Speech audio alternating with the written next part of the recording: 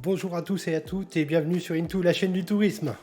Au programme aujourd'hui, nous allons étudier toutes les possibilités de départ en vacances malgré la pandémie. On va faire un tour d'horizon de tous les continents, Amérique, Asie, Europe, Afrique, Amérique du Sud, Océanie, pour voir un peu quelles sont les mesures préconisées par l'ensemble des pays pour pouvoir partir en vacances sereinement. On va aborder aussi un sujet qui commence à se développer avec le Covid-19, la mise en place d'assurances spécifiques par les compagnies aériennes, les tour opérateurs et agences de voyage. Et enfin, on va pouvoir étudier ensemble les pays dans lesquels vous pourrez éventuellement vous rendre après le déconfinement au mois de décembre.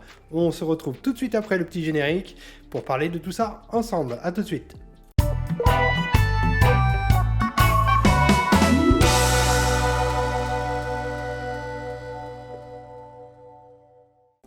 Alors pour débuter cette émission, je vais vous faire un plan d'ensemble de la situation des destinations ouvertes ou non, ou partiellement ouvertes à l'ensemble des passagers. Vous allez voir qu'il y a quand même matière sur le sujet. Donc globalement, vous avez dans le monde 89 destinations qui sont totalement fermées aux touristes. Donc voilà, les plus connus sont clairement le Canada, les États-Unis, l'Australie, la Chine et le Japon, voire l'Argentine et le Pérou. Vous avez 109 destinations qui nécessitent sur place la mise en place de mesures telles que des assurances Covid ou un test PCR obligatoire ou parfois des visas touristiques dédiés. Et vous avez 27 destinations dites à restrictions faibles telles que le Brésil, le Mexique ou la République dominicaine, voire la Suède, qui vous permettent de voyager a priori librement, sans trop de risque de quarantaine sur place. Maintenant, ce que je vous propose, c'est de rentrer un peu plus dans le détail, continent par continent, pays par pays, de façon à ce que vous ayez une idée très claire, en ce mercredi 18 novembre, des possibilités qui vous sont offertes de voyager après, bien sûr, le déconfinement prévu à ce jour, en tout cas au 1er décembre. Alors, commençons ce petit tour d'horizon avec l'Europe. Donc je vous explique globalement les codes couleurs. Vous allez avoir des codes couleurs en fonction des mesures sanitaires qui ont été mises en place par l'ensemble des gouvernements. En rouge, ce sont toutes les destinations qui sont fermées soit aux touristes français. En bleu clair, vous avez toutes les destinations qui nécessitent un test PCR et en complément, soit une mise en quarantaine, soit un délai d'attente, le temps que vous ayez les résultats du test.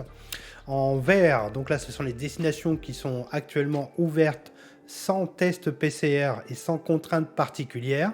En vert foncé, vous avez toutes les destinations qui nécessitent, en tout cas, le test PCR pour entrer sur le territoire. En orange, vous avez toutes les destinations qui vont vous demander obligatoirement une assurance Covid pour pénétrer sur le territoire en question. Et en jaune, vous allez voir les tests PCR et les assurances Covid, deux mesures qui sont préconisées par le pays. Comme vous pouvez le voir, au moment où je vous parle, il y a quand même très peu de destinations aujourd'hui, en tout cas destinations qui sont ouvertes au grand public. Seul le Portugal et la Turquie et la Suède aujourd'hui ont vraiment décidé d'ouvrir un peu les vannes pour que vous puissiez partir en vacances sereinement. Toutefois, il faut noter quelques variantes concernant le Portugal, parce que le Portugal notamment nécessite quand même un test PCR si vous voulez aller aux Açores ou à Madère. Il y a une péninsule aussi au sud du Portugal qui nécessite aussi un test PCR, donc ce n'est pas tout le Portugal qui est ouvert aux touristes français. Concernant l'Italie et l'Espagne, qui sont des destinations qui sont très très prisées des voyageurs français, pareil, hein, il y a beaucoup de contraintes qui ont été mises en place sur la destination. J'en veux pour preuve que notamment sur tout ce qui touche à l'Espagne, il y a mise en place depuis peu d'un test PCR obligatoire, notamment aux Canaries depuis le 14 novembre dernier. Et pour toute l'Espagne, de toute façon, maintenant, c'est test PCR pour tout le monde. En Italie, pareil, test PCR pour tout le monde. Et il y a certaines régions où les déplacements sont interdits. Jusqu'au 3 décembre prochain, le Piémont, la Lombardie, la Calabre, la Sicile, les Pouilles, donc ça fait quand même beaucoup de destinations vraiment ouvertes au tourisme, comme la Toscane aussi, la Vénétie, donc autant dire que c'est très compliqué aujourd'hui d'aller en Italie en vacances. Concernant les pays qui imposent des quarantaines aux Français, l'Irlande impose un auto-isolement de 14 jours à l'arrivée, tout comme la Slovénie, la Roumanie, la Norvège, les Pays-Baltes, la Slovaquie, le Royaume-Uni, c'est la même chose. Et pour la Belgique, il y a une quarantaine obligatoire pour les voyageurs en provenance de zones rouges en France. Autant dire que c'est quand même beaucoup de régions françaises. Et pour l'Allemagne, un test PCR et un auto-isolement est imposé en Allemagne. Donc là, ça devient compliqué. Concernant la Suisse, les Pays-Bas et l'Autriche, un test PCR est également préconisé et il y a une quarantaine obligatoire pour aller sur ces destinations-là. Et concernant certains pays comme l'Italie, la Grèce, la Grande-Bretagne, les Pays-Bas, l'Espagne, le Portugal, la Belgique et la Croatie, là, on va vous demander de remplir un formulaire en ligne avant départ que vous emportez avec vous pour pouvoir voyager, si tant est que vous puissiez encore rentrer dans le pays. Donc, comme vous pouvez le voir, c'est un peu la croix et la bannière en ce moment pour partir en Europe. Donc, tout ça va, j'imagine, en fonction de l'évolution de la pandémie, beaucoup bouger prochainement. Mais c'est vrai que naturellement, ça devient très compliqué de partir en Europe en ce moment. Alors faisons le point maintenant de l'Amérique du Nord. Donc comme vous pouvez le voir, c'est rouge partout. Il est malheureusement impossible d'aller au Canada en ce moment. Les frontières sont fermées pour l'ensemble des touristes. C'est également le cas pour l'ensemble des États-Unis. Donc ce qui veut dire que si vous prévoyez de partir sur ces destinations-là, malheureusement, vous ne pourrez pas accéder au territoire. Donc concernant le Mexique, ça c'est la bonne nouvelle, c'est une des seules destinations d'Amérique centrale qui autorise l'accès à son territoire sans trop de restrictions. On va vous demander simplement de remplir au préalable un document qui atteste que vous n'avez pas contracté le Covid avant de partir. Il n'y a pas de test PCR, en tout cas obligatoire pour accéder à la destination Mexique. Et je vais vous montrer dans le détail toute la zone Caraïbes, puisqu'il y a beaucoup de questions en ce moment. C'est une destination très prisée à cette période de l'année, où le climat est forcément les plus cléments, puisque la période cyclonique se termine en ce moment. Et ce jusqu'à avril, c'est vraiment la meilleure période pour partir dans la zone Caraïbes. On va faire le point un peu des destinations auxquelles vous avez accès pendant cette période. Nous voilà donc aux Caraïbes. Donc sur les Caraïbes, vous allez voir, il y a beaucoup de mesures très différentes suivant les pays ou les zones où vous voulez partir. Globalement, une grande partie des grandes Caraïbes et des petites Caraïbes sont quand même fermées à l'heure actuelle. Seule subsiste la République dominicaine qui est, avec le Mexique, l'une des seules destinations actuellement qui ne nécessite pas un test PCR obligatoire pour partir là-bas. Idem qu'au Mexique, vous allez avoir un document qui atteste que vous n'avez pas contracté le Covid avant départ, qui vous sera soumis pour rentrer sur le territoire et que vous remettez aux autorités dès que vous arrivez sur place. Une chose qui est quand même importante à savoir aussi sur la République dominicaine, c'est que à peu près entre 5 et 10% des passagers sont quand même testés de façon aléatoire pour des questions sanitaires. Mais c'est l'une des destinations, encore une fois, les plus prisées des Français en cette fin d'année. C'est l'une des destinations comme le Mexique qui vient d'essuyer la période des cyclones et dans laquelle vous pouvez partir maintenant très sereinement. La température extérieure va être entre 25 et 30 degrés. L'eau sera à 28 degrés, que vous soyez à Punta Cana, à Bahia Ibela, Romana Puerto Plata dans le nord ou à Samana, c'est une période idéale pour partir, notamment pour aller faire un peu trempette en ces périodes de Covid. Chose qui est importante aussi, que ce soit le Mexique ou la République dominicaine, leur gros avantage pour cette période de l'année, c'est que les resorts sont quand même très très grands, ce qui facilite très clairement la distanciation sociale. Et vous le verrez à travers une émission que je suis en train de préparer sur la République dominicaine, l'ensemble des hôtels ou grands resorts ont mis en place des mesures sanitaires absolument énormes pour pouvoir faire en sorte que vous puissiez partir en vacances dans les meilleures conditions possibles. Concernant Cuba, alors Cuba, depuis peu, l'aéroport de La Havane a réouvert. Donc La Havane nécessite quand même, en tout cas Cuba demande un test PCR et une assurance Covid obligatoire pour se rendre sur le territoire, mais avec le gouvernement cubain, il y a encore quelques aléas qu'on ne maîtrise pas, notamment sur les mesures sanitaires sur place. Donc je vous conseille d'attendre encore un petit peu, d'y voir un peu plus clair sur les mesures sanitaires prises par le gouvernement cubain. Enfin, je vous conseille vraiment d'attendre encore un petit peu, d'avoir plus de visibilité sur les mesures sanitaires proposées par Cuba avant de partir sur la destination. Concernant la Jamaïque et le Costa Rica, ce sont des destinations également qui ne nécessitent pas forcément de test PCR pour rentrer sur le territoire. Par contre, ils vous demandent une assurance Covid obligatoire pour arriver sur ce territoire-là. Concernant les Bahamas, pareil, alors là c'est assez étonnant puisque c'est quand même rattaché aux États-Unis. On vous demande de toute façon un test PCR obligatoire pour arriver sur la zone et vous êtes mis en quarantaine à hauteur de 10 à 14 jours. Donc autant vous dire que si vous êtes dans un hôtel, ça va, mais bon, ça restreint quand même beaucoup votre champ d'action.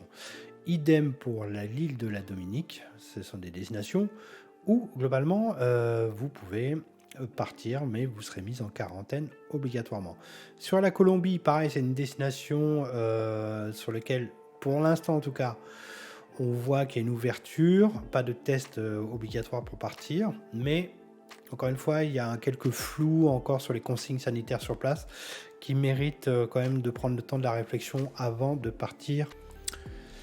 Concernant la Guadeloupe et la Martinique, étant donné qu'elles sont considérées comme départements français, vous vous doutez bien que le confinement s'applique également sur cette zone. Et donc, pas possible en ce moment, en tout cas, de partir à destination de la Guadeloupe et de la Martinique. Donc, je vous invite à attendre vraiment début décembre. Si tout se passe bien au 1er décembre, on devrait avoir des consignes un peu plus claires sur les facilités de déplacement vers les Antilles. Mais au moment où je vous parle, malheureusement, c'est juste impossible d'y aller, en tout cas pour des raisons de divertissement ou de vacances. Passons maintenant à l'Afrique. Alors, au moment où on se parle, 3 destinations sont ouvertes sans trop de contraintes aux voyageurs français.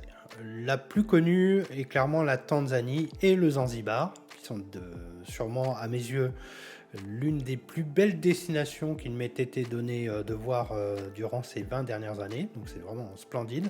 La Somalie, très clairement, c'est une destination qui est déconseillée depuis tout le temps par le Quai d'Orsay à cause des risques d'attentats dans la région, et idem pour le Mali, puisque ce sont des destinations qui sont actuellement en conflit. Donc ça limite vraiment votre champ d'action sur la zone Afrique. Les destinations les plus connues des Français, que sont la Tunisie, le Maroc et le Sénégal, ainsi que l'Afrique du Sud. Pour le Sénégal, c'est pas compliqué, c'est fermé, donc comme ça on ne peut pas du tout y aller actuellement. L'Afrique du Sud a doublé ses mesures sanitaires à destination avec l'exigence d'un test PCR pour rentrer sur le territoire et l'obligation d'avoir une assurance Covid pour pénétrer en Afrique du Sud, en sachant que les 2 micro-pays qui sont le Swaziland et le Lesotho, que l'on peut visiter habituellement lorsqu'on fait un circuit en Afrique du Sud, eux sont fermés à tout touriste jusqu'à nouvel ordre. Concernant le Maroc, des tests PCR sont exigés maintenant pour aller à destination. Et pour finir, sur l'Égypte, donc là, pareil, double consigne, on vous demande maintenant d'avoir un test PCR et une assurance Covid pour entrer sur le territoire égyptien. Pour le reste des destinations, comme vous pouvez le voir, il y a beaucoup de destinations d'Afrique centrale comme le Niger, le Tchad, la République centrafricaine, le Congo et l'Éthiopie qui nécessitent un test PCR et qui mettent de toute façon les passagers en quarantaine. Donc autant vous dire que ça devient aussi très compliqué. Faisons le point à présent sur l'île de la Réunion. Donc aujourd'hui, vous le savez peut-être, mais depuis juillet 2020, il y a des nouvelles mesures pour entrer sur le territoire réunionnais. Donc on va vous demander de passer un test PCR 72 heures avant votre départ. On va vous demander également une déclaration sur l'honneur attestant que vous n'avez pas des symptômes d'infection au Covid-19. Et on va vous demander aussi de remplir un formulaire sanitaire de l'Agence régionale de santé avec un lien que je vous mettrai également dans le descriptif pour entrer sur le territoire réunionnais. Donc ces 3 documents vont vous être demandés dès l'embarquement.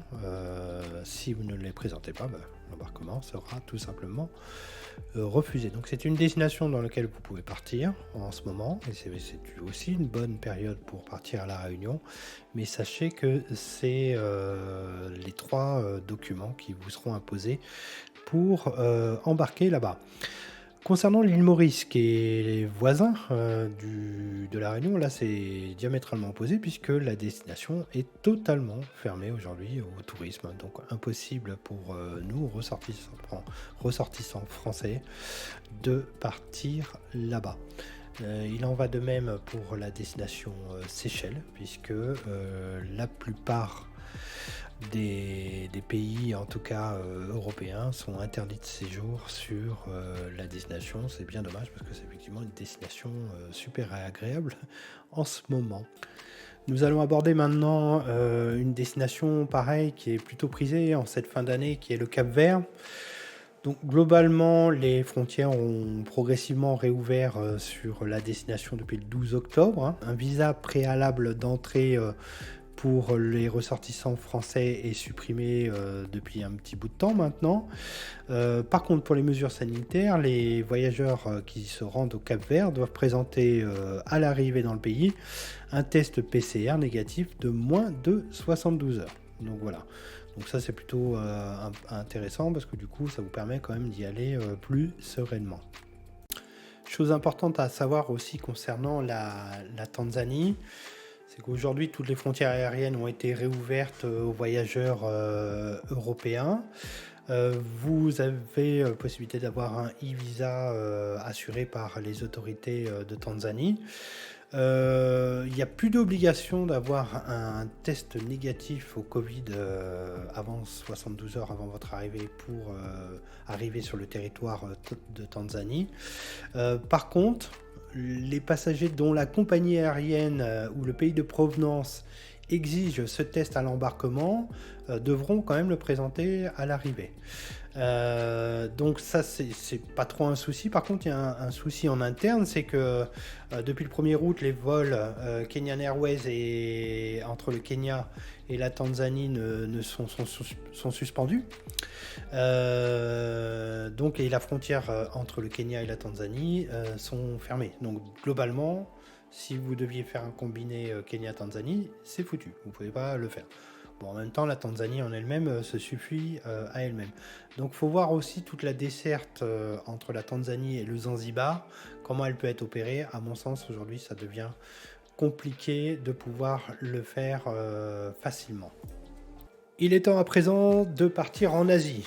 Donc comme vous pouvez le constater, bien que le Covid commence à être un peu résorbé du côté de la Chine a décidé de continuer à garder ses frontières fermées à tout étranger.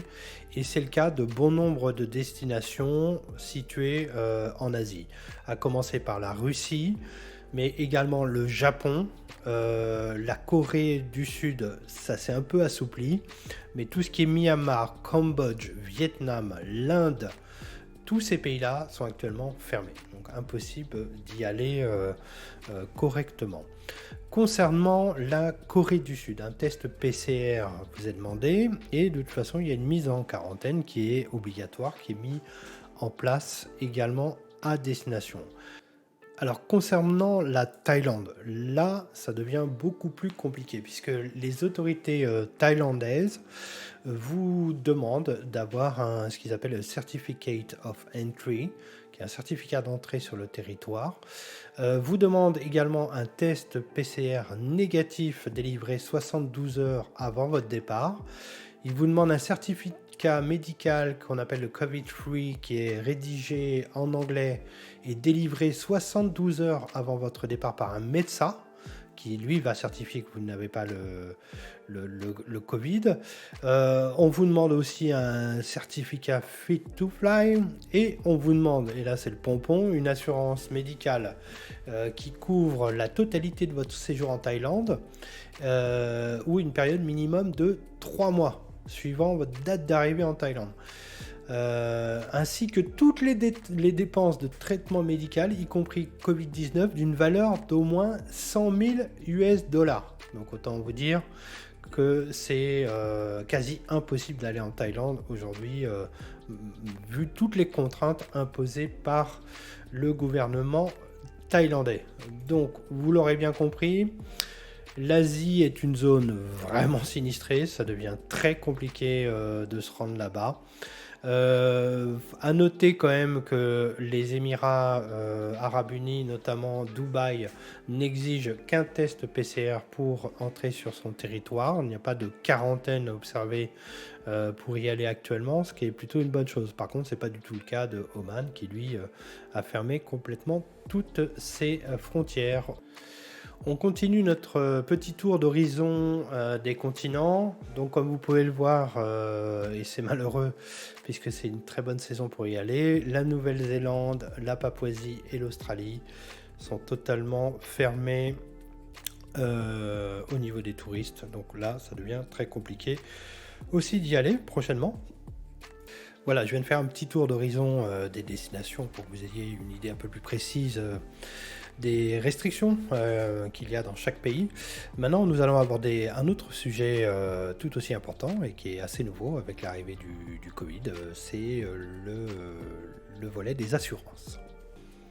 Alors, comme vous le savez, pour faire face un peu à la pandémie, beaucoup d'acteurs du tourisme se sont organisés pour vous donner le maximum de garanties.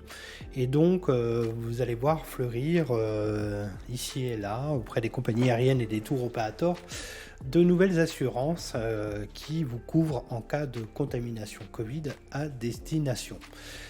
Alors, ces assurances sont vouées à vous protéger lorsque vous êtes déclaré positif au Covid sur place, après uniquement la décision d'un plateau d'assistance et d'un médecin conseil.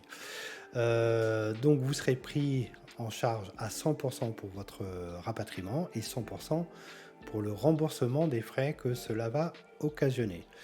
Par contre, je tiens à préciser quand même une chose. Si vous décidez de voyager dans un pays malgré les restrictions du ministère des Affaires étrangères, du pays où vous allez ou du pays de résidence, ça devient plus compliqué parce que l'assureur considère en effet qu'il s'agit d'une prise de risque délibérée et que la notion d'aléa n'existe plus. Il est donc vraiment essentiel pour vous de vérifier que le pays n'est plus considéré à risque. Alors, j'ai trouvé sur un site qui s'appelle Tour du Mondiste une synthèse de toutes les assurances voyage dédiées au Covid très très bien faite. Je vous laisserai le lien dans la description en dessous de cette vidéo et vous pourrez voir par vous-même que en fait ils ont listé toutes les assurances par pays, en tout cas pour les pays ouverts aux voyageurs français qui exigent une assurance avec tout le détail de ce que demandent les pays au niveau des assurances. Donc ça c'est vraiment super intéressant, super pratique au quotidien. Vous avez la même chose pour tous les pays ouverts aux voyageurs français qui recommandent une assurance, comme par exemple l'Égypte et le Kenya ou Dubaï, ou la Polynésie française bien évidemment. Et la même chose pour toute l'Europe. Et ce qui est très très intéressant, c'est que vous avez des exemples de prix, vous avez vraiment tout le détail des assureurs qui proposent ce type d'assurance-là et qui vous donnent tous les détails également des frais médicaux, d'hospitalisation sur l'ensemble des destinations. Donc c'est vraiment très très bien fait et je vous invite grandement à vous renseigner sur ce site. Qui est une belle référence dans le domaine. Alors voilà, nous avons fait maintenant un petit tour d'horizon des continents et des destinations. Comme vous pouvez le constater, c'est quand même assez restreint en termes de choix. Cela étant, il y a des destinations comme le Mexique, la République dominicaine, comme la Réunion, qui permettent quand même de partir quelques jours au soleil pour s'aérer un peu les idées. Je crois qu'on en a tous vraiment besoin. Alors par contre, je tiens à préciser une chose, c'est que les informations que je vous donne sont bien sûr valables au moment où je les donne. Ça bouge énormément en ce moment à l'échelle mondiale en termes de nouvelles conditions, que ce soit sanitaires ou sécuritaires. Donc je vous invite grandement à regarder le site du ministère des Affaires étrangères qui est plutôt bien fait de ce côté-là et très complet aussi. Donc c'est le conseil aux voyageurs où vous pouvez chercher n'importe quelle information en fonction du pays dans lequel vous souhaitez vous rendre. Donc j'espère en tout cas que cette émission vous aura permis de vous faire une petite idée un peu de la situation actuelle. Bien entendu, vous pouvez continuer à me solliciter sur l'espace commentaire de cette chaîne. Vous pouvez également m'envoyer des messages sur Messenger via Facebook sur la chaîne Into. Et pour ceux qui font partie de mes relations professionnelles, vous pouvez également me solliciter sur LinkedIn si besoin est. Donc je m'excuse par avance s'il y a eu quelques petits loupés au moment où je vous donne l'information parce que ça a peut-être bougé depuis. Mais globalement, les informations, je les ai vérifiées auprès des affaires étrangères. Vous avez une base à peu près solide, en tout cas, pour envisager votre voyage un peu plus sereinement. Donc, je reste à votre service. N'hésitez pas, si vous avez besoin, vous pouvez me joindre directement. À très vite, et puis prochaine émission, donc dédiée à la République dominicaine. Je serai en direct avec un réceptif sur place qui vous expliquera tout ce qui a été mis en place pour vous là-bas.